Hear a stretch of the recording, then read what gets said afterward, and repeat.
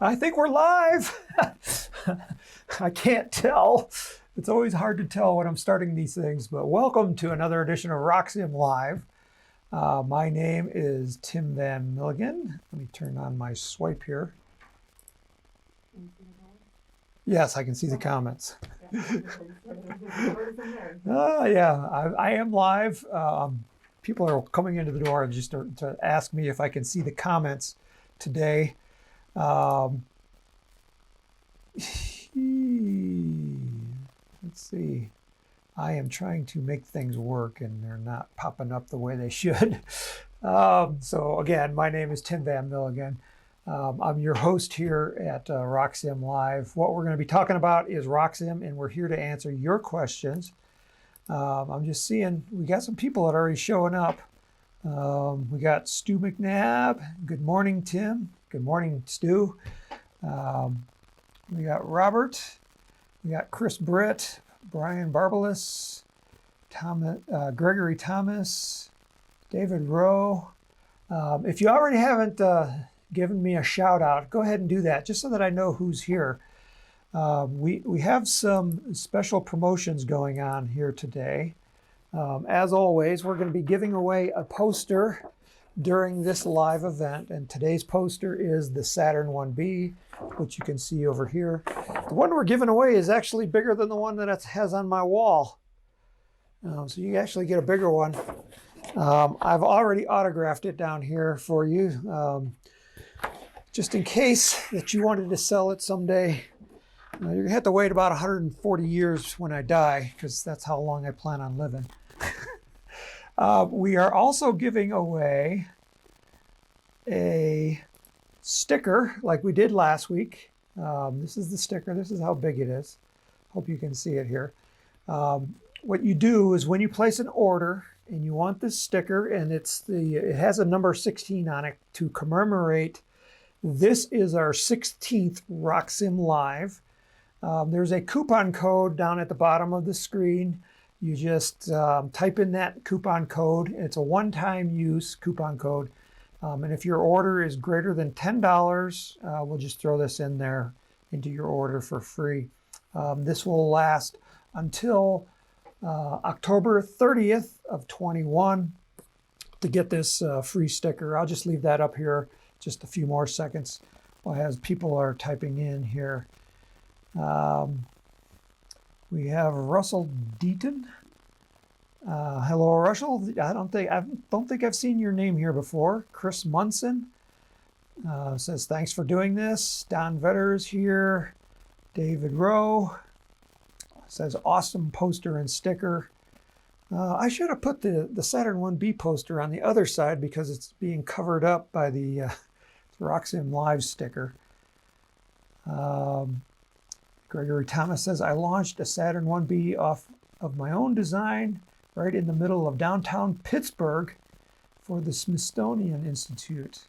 I launched their Apollo exhibit opening at the Heinz History Center. That's cool. Right down in downtown Pittsburgh, eh? Awesome. I need rockets, says Robert. Lots of rockets. I have an addiction. You too? Cool. All right, let's see what questions. If you have a question for RockSim, go ahead and type it into the comments, and I'll get to it here today.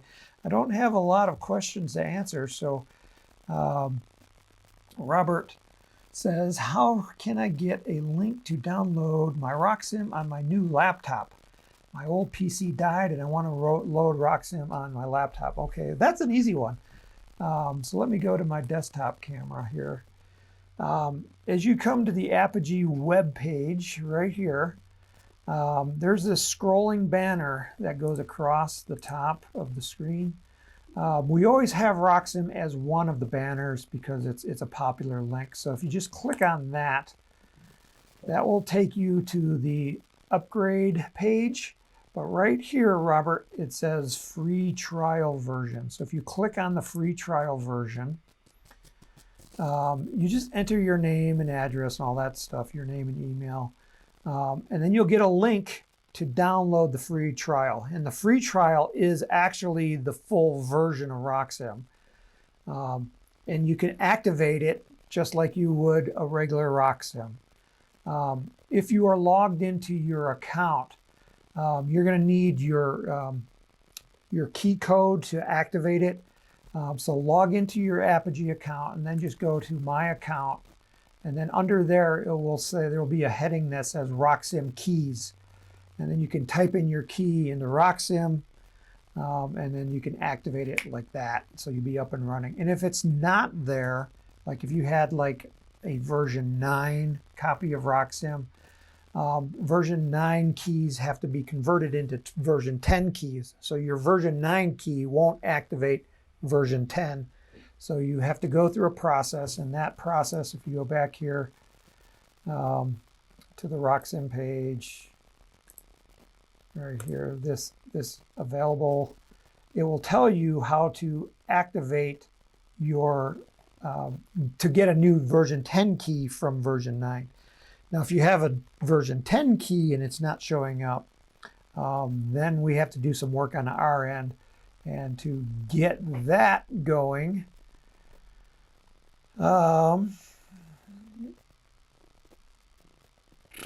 let's see, where would you go? Let's see, how do I get there quick? Just go here to Shop, go to Rocket Software, go to RockSim Upgrades, and then here at the top, there's a RockSim license key regeneration. And this gets the process started. We charge $1, but the reason we charge $1 is that we don't want anybody to get lost in the system. And if you have an order in process, it's a completely different system than the regular email. And we have to clear out all the orders by the end of the day because we have a guaranteed shipping. So we want to get it done by the end of the day for you. So that's why we do that. So that's how you get RockSim or how to upgrade. It's basically easy. It's just you get the free trial and you can just do it that way. That's basically the easiest. Okay, so any other questions coming in? We have Dignit. Dignit's from India. He always asks the hard ones. Let's see what he asks this time. Tim, can you show us how to cluster motors in RockSim? I tried to use the cluster rocket motors, but every time it shows me an error. That's interesting. We don't like errors, so we have to try to figure that out. So Dignit, go ahead and do this while I'm doing it, and let's see if you get the same error, or if you get an error, that way you can let me know. Someone is saying that the audio has static, and I don't know. Hopefully that static will go away. I shipped my cord down here. Sometimes that helps. Okay, so let's open up a design so we can do a cluster.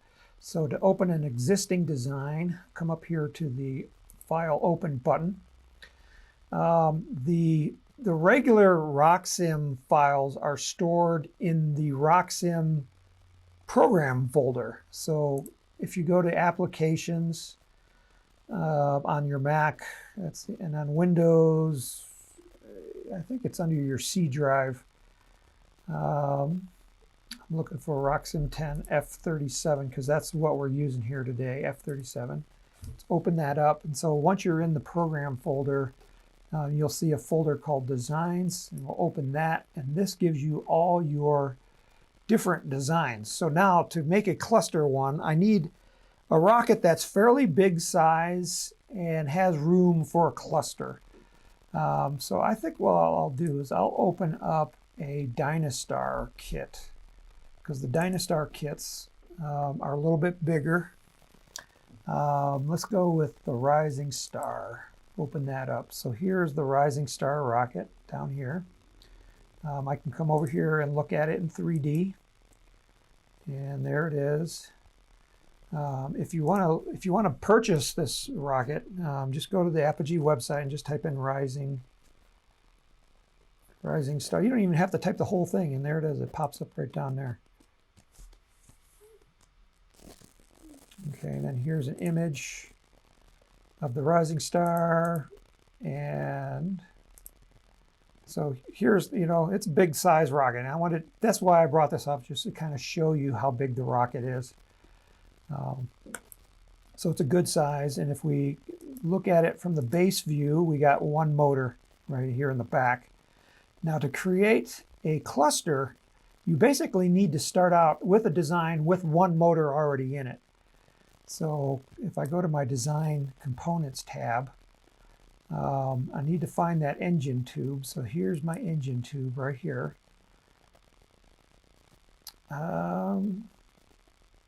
Engine mount tube. So when I click on it, how come it's not showing me my cluster wizard?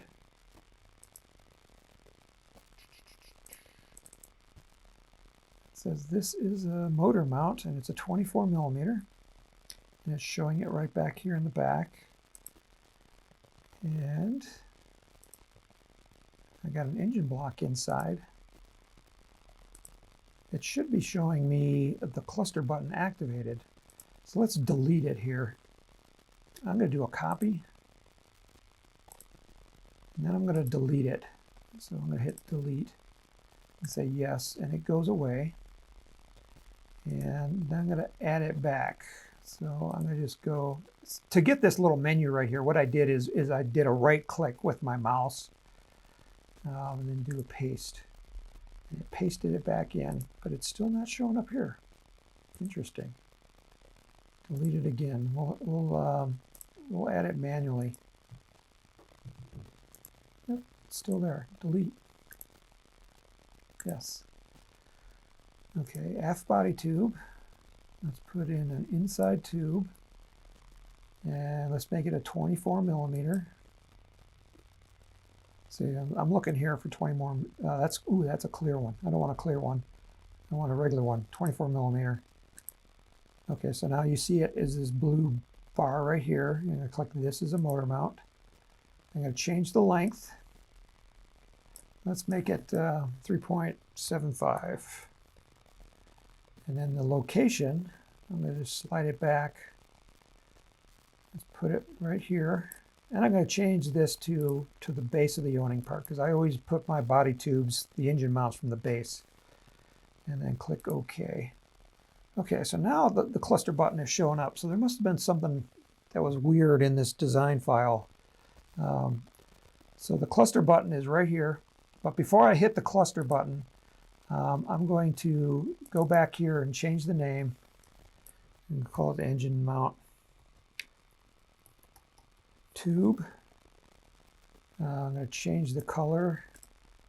Let's make it yellow in 3D, because this is a yellow rocket, and in the 2D, let's make it magenta-ish.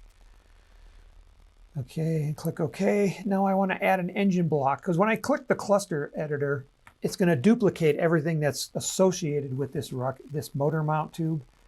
So an engine hook and an engine block. You know, we're kind of going away from engine hooks. I know, because this rocket right here has an engine hook on it. But anything that's 24 millimeter in diameter or larger, we're going to kind of engine retainers, the plastic ones from Estes, or the metal ones from Aeropack or Aerotech. I think even Lock now has a metal motor mount retainer, because the thrust ring is actually built into the back end of the motors now, unlike the Estes paper tubes. But we'll put a retainer on, but we won't put an engine block. So engine retainer, there's no engine retainer button here, so we have to put it in as a mass object. It doesn't affect the aerodynamics, so a mass object is okay to use in this particular case. Okay. So mass object, I'm going to click cancel out of here, and I'm going to call this engine retainer.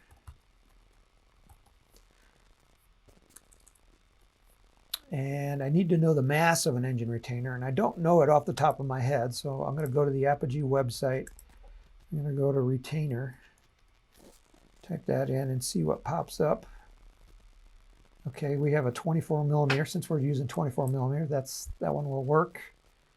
And then right here on the website, it says weight, 8.1 grams. Okay, so now I can go back here to RockSim, and I'm going to hit the mass at 8.1 grams.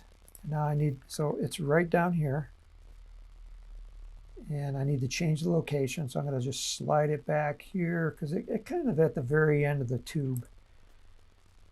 And I'm going to say mass so that we know it's a mass, and I'm going to click OK. So in the 2D, if I look at it in the 2D, you see it right back here in the back. If you want to enlarge this image, do a right click with your mouse and then just select zoom in, and it zooms in, and then just click and drag, and you get a larger view of what's going on in the back. And if you want to go back to the normal view, just right click and zoom original, and it goes back to the normal view.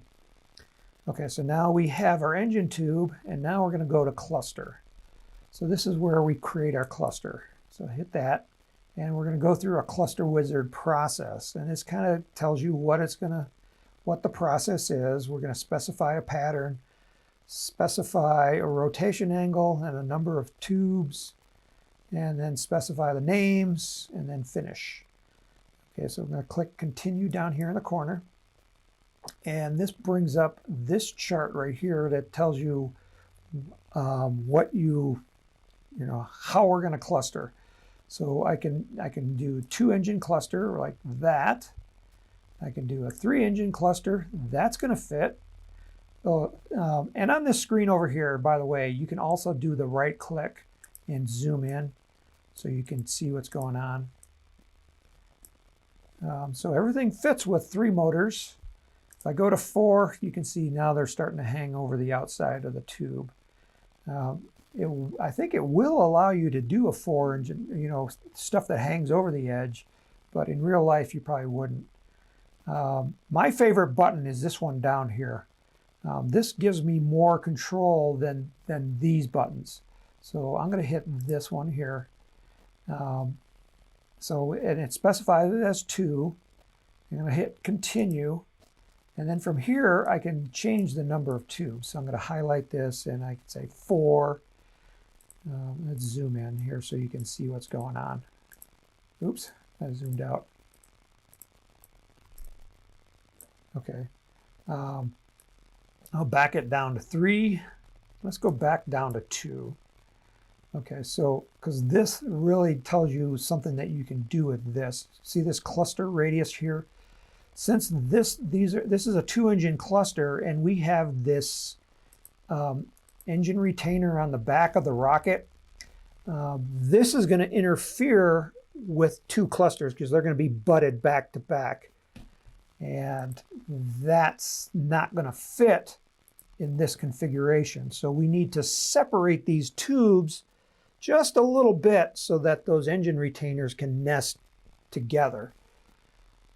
So I'm going to take this cluster radius bar and just slide it and see what happens. I can adjust the length, and I spread them apart a little bit, but let's go a little bit further. And this radius right here is the radius from the middle of the tube to the middle of this outside tube over here. So that's why it's an odd number. You think it's going to be that little distance right there that they are apart, but it's actually from the center of the tube to the center of the tube. So I have to adjust this here. So if I make it 0.55, you can see it jumped really big. That's probably too much. Let's make it 5.3. I need to leave a little bit of room on the outside for my retainer to screw in on the outside as well. Okay, so when I like this configuration, I'm going to click continue. This is where you're going to give it the name. Okay, I'm going to leave it cluster motor tube. And then you can also specify a rotation angle.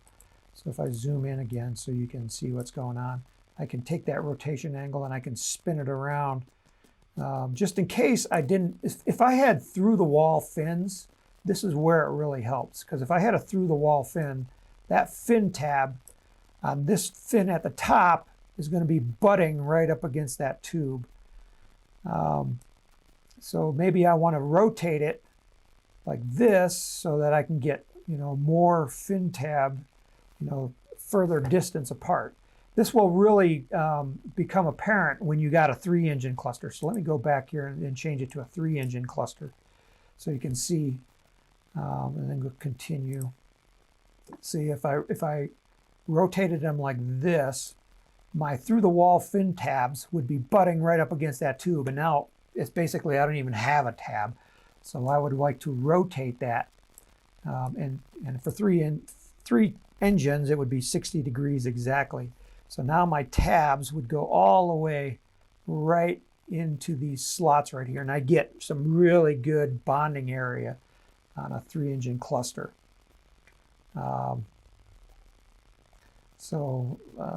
Let's continue and then say done. So I added the 3 clusters, and you can see here's my 3 clusters, and it added the retainers to each of them.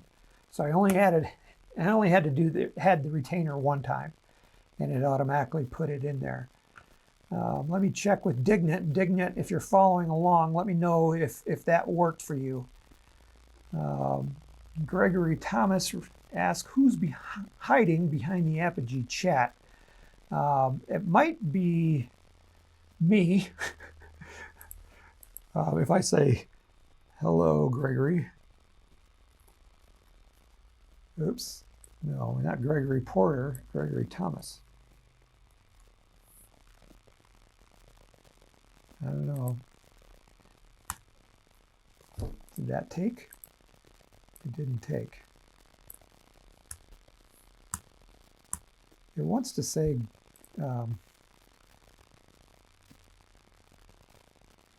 Gregory Porter.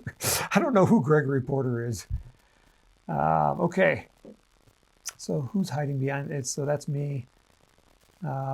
We have a question from Stephen Alter that says, is it possible to do rockets that have wings and winglets and engine nacelles in RockSim? We did that one 2 episodes ago. The answer is yes. Engine nacelles. What do you mean by an engine nacelle? Like something hanging off of a rocket? If you could tell me what you mean by the engine nacelle, Stephen, or maybe post a picture if you have one or a drawing. And then I can maybe answer that question because we're not getting a lot of questions today. Stephen Walls asks, how much wood could a woodchuck chuck if a woodchuck could chuck wood? I'd say 3. I don't know. Okay, Dignit says, thanks for showing me the whole process. Okay, so Dignit, I'm glad that worked for you. Let's go ahead and just run the simulation with the 3 tubes.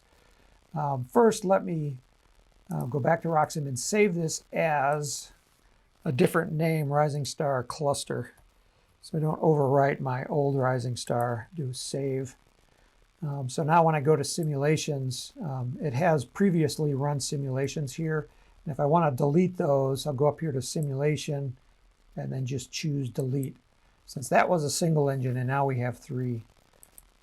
Okay, so now I'm going to go to prepare for launch, which is this button right up here. Click on that and it shows 3 engine tubes. And if you, on this particular screen, I can't right click. But I can see that this tube is highlighted, which is this one right here.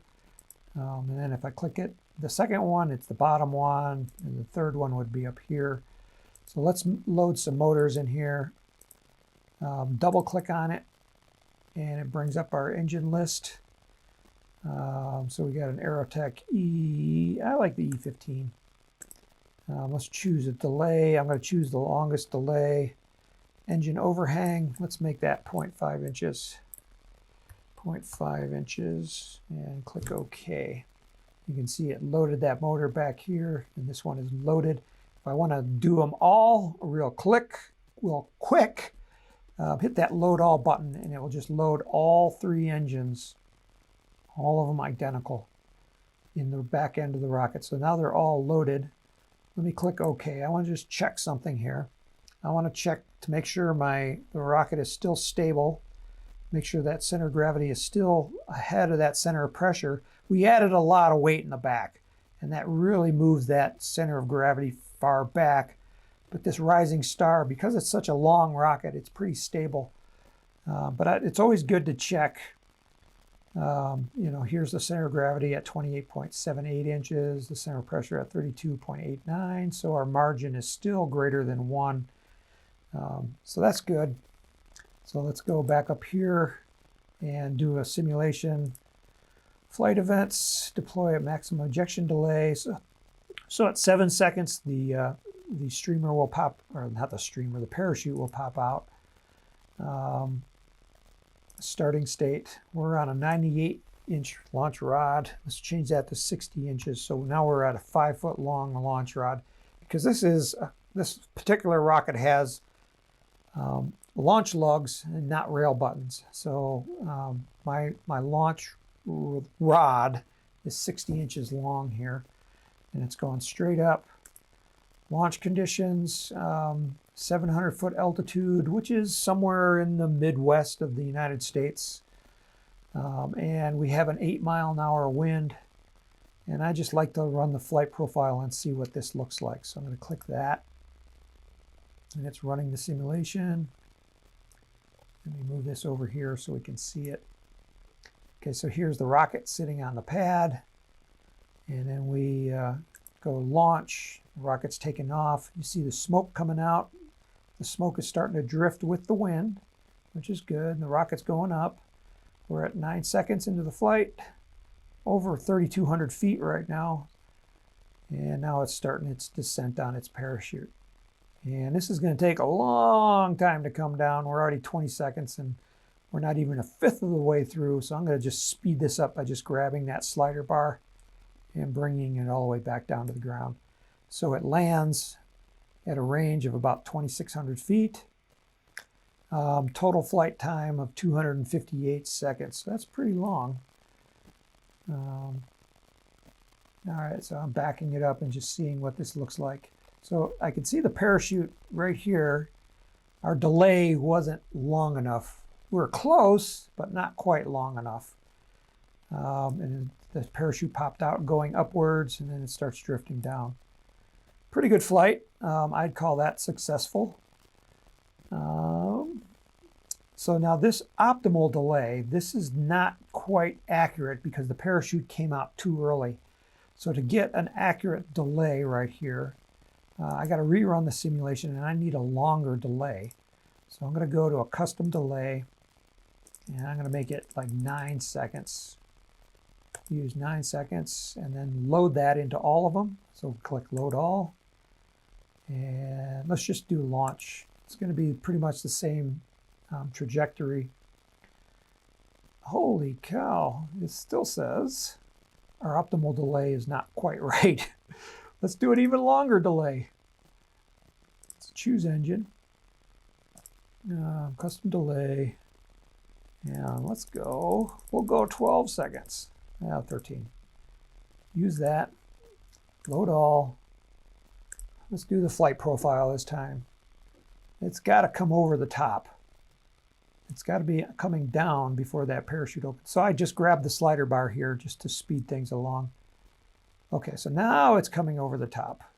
And now our parachute is popping out. Okay. Okay, and then click cancel. So now, okay, so now our optimal delay is actually 9.21, and I know that's a good number. So if I went back and if I typed in 9.21 seconds for my delay, that's what I should get. All right. So that was cool. I like running simulations. Stephen Alter writes, nacelles like the one on the orbital transporter. Okay, so you're talking like a box around the outside of it. Okay, let me see what other questions in there. I'm reading over here. I've got a monitor. I'm just reading over here. Stephen Alter says, how do I share an image? There's one on my Facebook and on my Google Drive, but no link to share an image. That's interesting. I am not sure.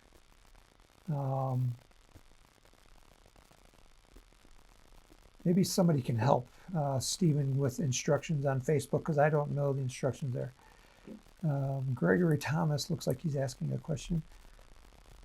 My lock vulcanite is one of my favorite birds, but I've yet to find just the right configuration to keep it flying straight. I'm always going for a hike to recover it. Can you show me on RockSim what sort of nose weight I should use? I usually launch it on a 29mm H motor. Okay, I like that question. That's a nice question that's easier to answer.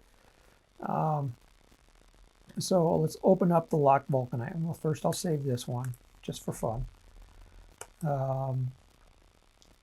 I'm going into the lock folder, so I'm going to the designs, lock precision, and here's a vulcanite down here. That's what it looks like. I think we sell this rocket. Lock vulcanite. So here's what it looks like. Come on, bring me up a larger image. I don't have a larger image. Okay, there's one taking off. Okay, so he's flying it on a 29mm motor. Our website says that it has a 38mm engine mount. So he's using an adapter to fly this rocket.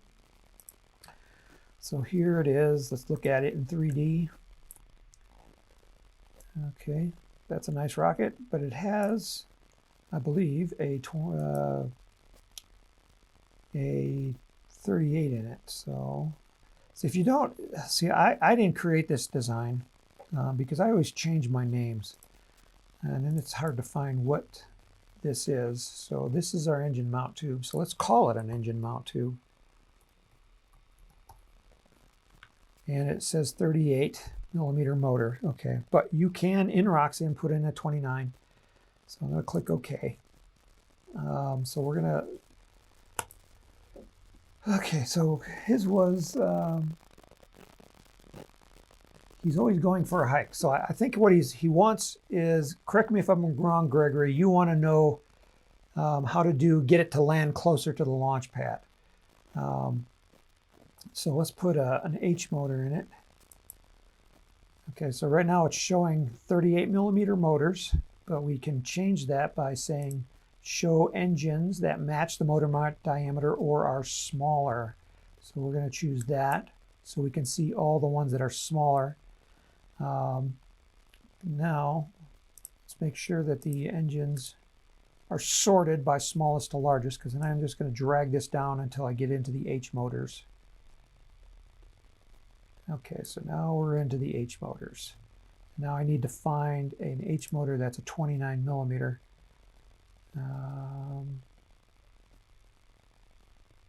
And 88. Oh, that's a G. We want an H. 38, 38. Here's a H 29mm. That doesn't matter which motor. This is a dark matter. And let's choose a 14-second delay. Click OK. Okay, so it loaded it in the back. And then click OK so you can see it back here. So if I rotate it around, I need to zoom out a little bit. Okay, it's kind of floating in there. It needs a retainer and then a motor adapter. So to add the motor adapter, we would add that as a mass object. Like before, it doesn't add anything to the drag of the rocket, so using a mass object is certainly doable. So I don't know what that weighs. I could go onto the Apogee website and find the correct retainer or adapter, but I'll just say it weighs 30 grams. And let's call this motor mount adapter.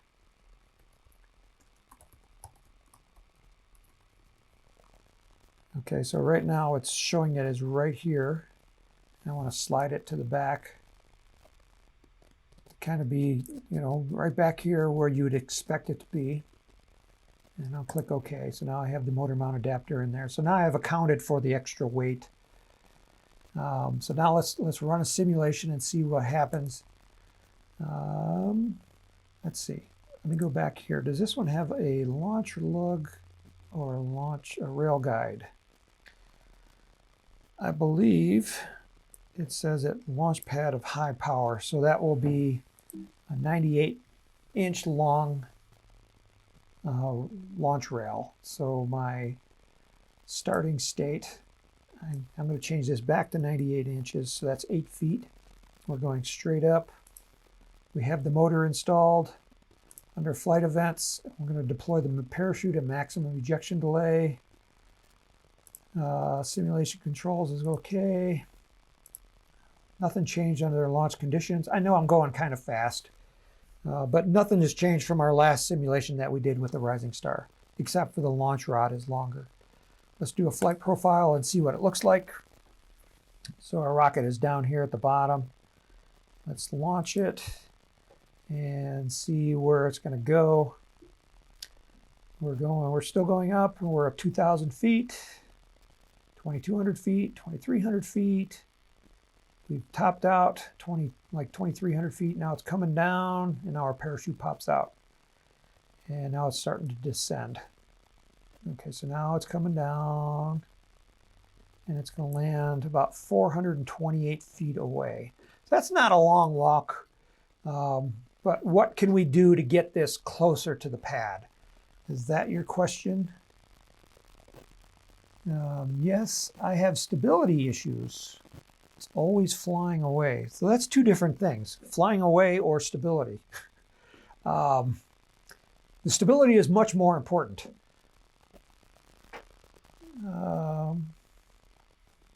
So if it's a stability issue, let's check that first. So mine flew okay. So I'm going to go back here to 2D, look at it in 2D, because I want to see where the center of gravity and the center of pressure are. Okay, so now this one has a blue dot for center of pressure. So that tells me that we're using a different center of pressure location. So the center of pressure, RockSim will calculate center of pressure 3 different ways. 2 of them are valid. One of them is I wouldn't use. We only put it in there for historical perspective, and that's the cardboard cutout method. So that's the one here on the bottom. I'll show you what it looks like. So if I do cardboard cutout method, you can see the cardboard cutout method is now ahead of the center of gravity. Let me zoom in a little bit here so you can see that. So we always want the center of gravity in front of the center of pressure. With the cardboard cutout method, the history of this is in the late 1950s when Vern Estes and G. Harry Stine and all the pioneers of model rocketry, they were trying to figure out how to calculate the center of pressure, and nobody knew what to do. So they came up with the cardboard cutout method, which is you take a silhouette of the rocket, and it's kind of like looking at the rocket in a 2D view, just like you're seeing in RockSim. And we want to find, it's actually called the center of lateral area. So you find the area of this image that you're looking at, and it's kind of like drawing a silhouette of the rocket on a piece of cardboard, which is where the name comes from, the cardboard cutout method. You find the center of lateral area, and the easiest way to do it is you cut out that piece of cardboard and you just weigh it and you just balance it, and this is where it will balance. But the problem with this method is it's way conservative. It's like, to make this rocket fly straight, what I'm going to have to do, I can do one of 2 things. I can make the fins larger or move them further back. Well, that's actually 2 things right there. Or I could put more nose weight in the front end to move that center of gravity forward. So the cardboard cutout method, to make your rockets fly straight with the cardboard cutout method, you're going to have to put a lot of nose weight in it. So if I go here to my design components and let's put in the nose cone. Let's put a mass object up here. So I canceled out of the database, and let's call it nose mass. And let's say I throw in 100 grams of clay, at the very tippy of the nose. Let's move it back just a little bit so you can see it right here. 100 grams didn't do it. The center of gravity is still further behind it. Ooh, wait a minute, let me check something else here. Okay. Mass override. Ooh, we had a mass override turned on. So let's uncheck this. See, this mass override is always going to put it 29 inches back. So let's uncheck that. Okay, and it moved it forward. So now RockSim is calculating the mass. But still, okay, in this configuration, 100 grams was actually enough to move it further forward. So if I go back here to that mass object and edit that, and I make it 80 grams, hit tab, now it's right at it. Anything less than 80 grams, it's going to be unstable. Okay, so 80 grams would be like the minimum, but you always want to put it even further forward. So 100 grams puts it right there. And I click OK, and you can see that it works just fine. But that's the cardboard cutout method. So now if I go back here to the Design Attributes tab, now the Design Attributes tab, I had to click twice, because if you put your cursor in the wrong spot on this particular tab, it won't find the hot spot. So if over here it's not finding the hot spot, but a little bit further to the right, over the word attributes, it does find it just fine. So I'll just click. That's where you got to click. So if you're having problems finding this tab, make sure you're clicking in the right spot. Okay, so that's the cardboard cutout method. So now then, in around the mid-1960s, a guy named Jim Barrowman, who's still around, and he's still active in rocketry. In fact, he did a Narcon presentation on the Barrowman method. What he did was he came up, he's an engineer, and he used real engineering equations to figure out how a real engineer would figure it out. And he put them in a form that a rocketeer could actually do in 1965 using either long math or a slide rule, because this was before even calculators. But to make those equations easier to do, he made several simplifying assumptions. But you can see now that our center of pressure moved way far back, which is good. So now this rocket will fly okay. So now the third one is the RockSim stability equations. So if you see what I just did there, I selected the RockSim and it moved even further back. So how is the RockSim stability equations different from the Barrowman stability equations? And actually, they're identical. But what we did is we went to the Barrowman equations, and I said he made a lot of simplifying assumptions. Well, he made those assumptions in his equations, and we actually took his equations and we just took those simplifying assumptions out, because computers can calculate this like that. And you can see here in RockSim, when you're changing something, it's calculating it on the fly. And so people always ask, is the RockSim method better, or is it more accurate than the Barrowman equations, or should I trust it? And I say yes. We've been using it now since the early 2000s, maybe even further back than that. I can't even remember, when RockSim, when we first added it. It was probably in the late 1990s. So we're at over 20 years ago, and it's worked just fine. So any rocket that I've designed that shows stable using the RockSim method actually does fly fine. So that's what I recommend using. So now, but we added this nose weight in here. And now our rocket is way overstable. So I want to go ahead and show you the launch. Now let's launch it one more time. Nothing is changing. I'm going to go right to the flight profile and just do that flight profile. And let's see what the trajectory looks like is different from the way it did before. So now our, it actually looks pretty straight. It's still okay. It comes over the top and then it comes down, and it will land just fine. Okay, so the first thing you want to do, Gregory, is make sure that in the 2D view right here, our center of pressure is behind the center of gravity. If you're having stability issues, you got to fix that first before you fix the problem with the rocket drifting too far. So now to make sure if it's drifting too far, there's a lot of things you can do. You can go dual deployment. You can use a chute release, or you can try to angle the launch rod. And I would try angling the launch rod first. So I'm going to go back up here. And that's under starting state. And that's our launch angle right here. I can go into the wind or with the wind. If I go, remember our wind is coming from the right to the left. So if I angle it to the left, I will be going into the wind. And if I angle it to the right, I'd be going with the wind. So let's angle it into the wind a little bit. So now we're, instead of going straight up, we're going 17 degrees into the wind. Let me go to the flight profile. You can see the rocket down here is angled a little bit into the wind, because the wind is going to be coming from the left to the right.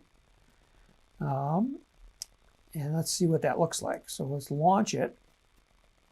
And the rocket takes off. The objective here is to get it to land closer to the pad. But I hope you're seeing that there's something wrong already. So the rocket is going to pop out its parachute. And then it's going to drift downwards. And we angled it way too far, for one thing, because before it was only landing about 400 feet downrange. Now we're over 1,100 feet upwind. So we don't want to do that. But the other thing I want to show you is the rocket weathercocked too much. And the reason I know that is because of this black lines right here. This is called the weathercocking cone. And we want the apogee point of the trajectory, this point right there, I want it inside of this cone. So by angling the rocket, now we're outside of the cone. So the rocket is going more horizontal than it is going up. So we want to correct that. And to correct that is you got to angle it more vertical. So let's click cancel there. Let's go more vertical. So I'm going to go to the starting state. And instead of being at 17 degrees, we got to make it a smaller number. So let's go 8 degrees, about half of what it was before. Click on flight profile. Okay, so it's angled a little bit now. And I'm going to speed things up really fast here. So I want to stay inside the cone. Am I inside the cone? Yes, I am just barely inside the cone. So this is actually a good launch. Rocket's coming out. And the rocket's going to land. And it's about 386 feet away. I can see that right down here in the corner. So it's a little bit closer, but that's the process. I would keep angling it. So now I'm just backing it off instead of going straight up. If I go like half of that, we are at 8 degrees. If I go half of that, let's go 4 degrees. And then do that again. And launch. I'm going to speed things up here.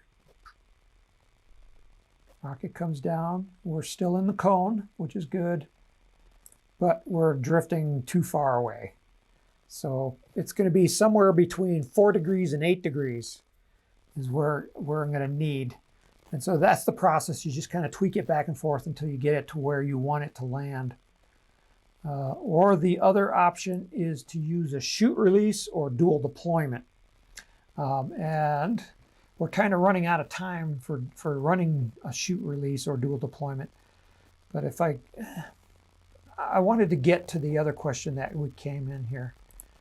And that was the nacelles. I'm looking over here. I forget. Is that Gregory Thomas? No, that wasn't Gregory Thomas. It was think it was Stephen Alter. Stephen Alter. Okay, so he wanted to see nacelles. Okay, and he specifically, it was on the, was it the, what rocket was that? I know it's a Quest kit.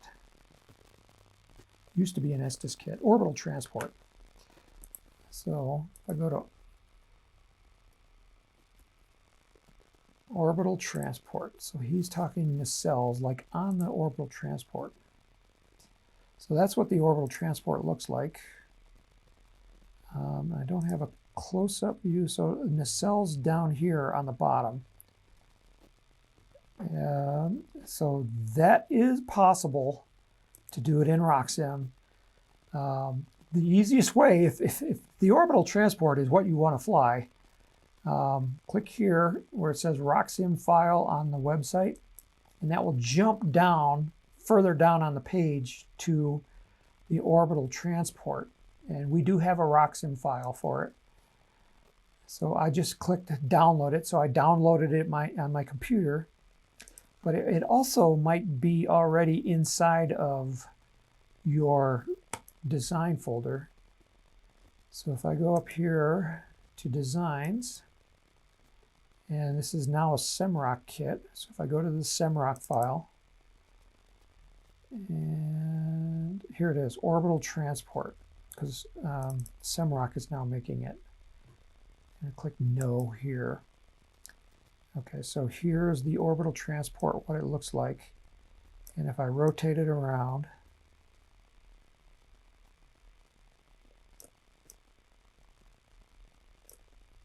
I'm trying to move it just slightly so you can see what's going on. Let me detach the screen here, make it bigger. Okay, so he's got, we got wings, and then we have simulated engine tubes right up here, and then these nacelles right here. Now all this is done using a feature in RockSim called pods. In fact, we got even the glider on top is done with pods. This is about as complex of a design as you could ever want to do. I did this one myself. So if I go to the Rocket Design Attributes tab, oops, I need to reattach this screen. Okay, so because it was underneath right here. And if I click on the More button, you can see it says Input by me. I just wanted to show you that because people aren't putting in their names here. And they're sending me files, but they're not taking credit for it. And you need to take credit for your stuff. So we'll click OK. But if I go to the design components right here, you're going to see a lot of pods. You can see that here's a pod right here, a pod for attachment fin number 3, fin attachment number 6. There's just a whole number of pods right here. So Stephen, what I would suggest is downloading this design and taking a look at how we did it, how we attach the pods to the fins, because it's pretty complex and we're really out of time right here. We're at 5 minutes before the end of the hour, and we still haven't given away our poster. Stephen, if you still have this question next week, we'll try to bring it up. But hopefully this pods one will help you. The other thing you can go that will give you help, you go to the Apogee website, go here to How To and Guides on our website, then go to the software right here, and then go over here to the RockSim video tutorials.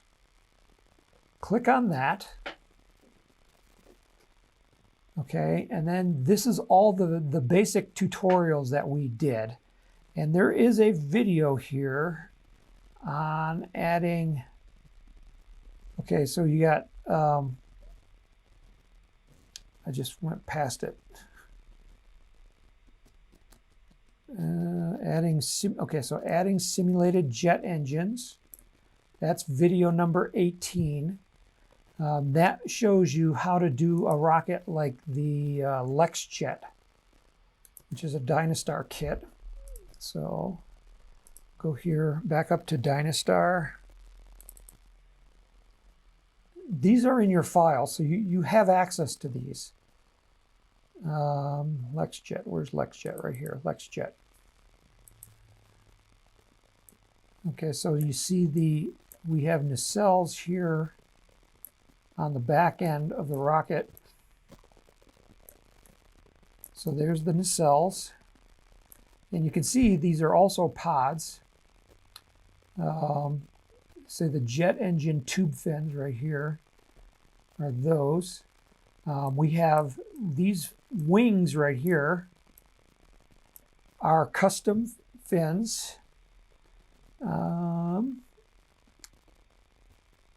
Those are added, not here.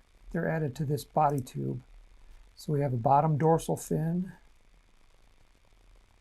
Okay, so we have, here it is right here, the wing attachment right here. So that's one of them. Cancel there. I'm sorry, I clicked on the wrong thing. No, I wanted to go to the starboard wing. So you have the pod, and then you have an attachment tube. So there's a tube right between the middle of these two wings. You see it right there? I attached a tube to the main body tube, and then I attached the wings to that tube. That was just a little trick I used to make attaching the wings a little bit easier. And then you have the starboard wing and the port side wing. So you can kind of see how to do it that way. But that is shown here in this video number 18 on the Apogee website. And then you also have attaching fins to other fins. So that should get you started, but if you still have the question next week, we'll try to do that. We need to do the poster, to give away the poster. Let me go back here to this. So we're still giving away the free sticker. Everybody gets the free sticker, including the people that are watching this on YouTube. But you have to make a purchase so that we can give it to you for free. And there's the coupon code to use during the checkout process. And you put that coupon code in, and we'll just automatically, you don't have to add the sticker to your shopping cart. Just use the coupon code that's shown on the screen, and we'll just drop it in there. But the poster, let me check YouTube, Facebook here one last time. Gregory Thomas says, I just did nose weight 100 times, 100 million times. That's how mine flies right there.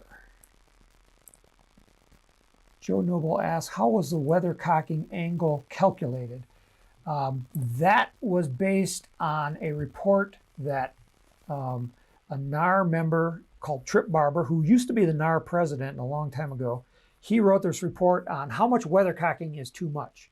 And he came up with, if the rocket stays within a 20 degree cone, it's a cone. If it stays within that cone, that's acceptable weathercocking. So it came from his report. That's where we got that value from, and we hard coded it into RockSim.